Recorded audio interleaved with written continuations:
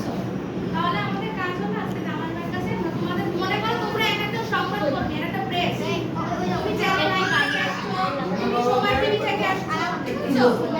মনে করো যে তোমার আম্মু এই করে গেছে, তোমার আম্মু করেছে, এখন তুমি করছো, আমি সেই জন্য এই স্কুলে আসছি। এরকম একটা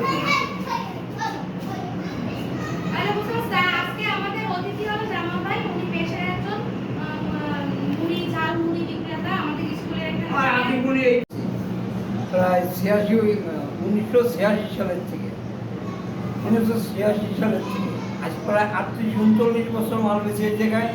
তখন এই স্কুল ছিল টিনের ঘর ছিল, আর পাশে চাষের বেড়া ছিল।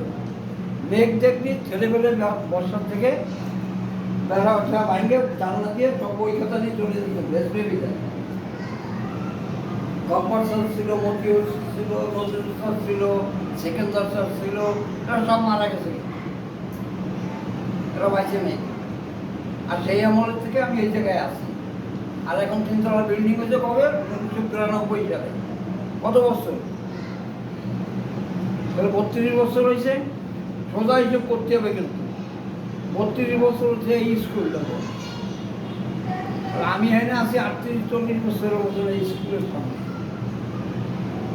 আর আমি ছোটবেলার থেকে স্কুলে মানুষ,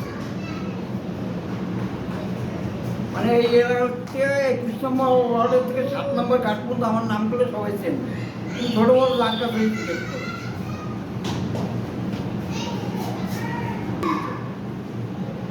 আমার বড় ভাই আছে, ছোট ভাই আছে, বোন আছে।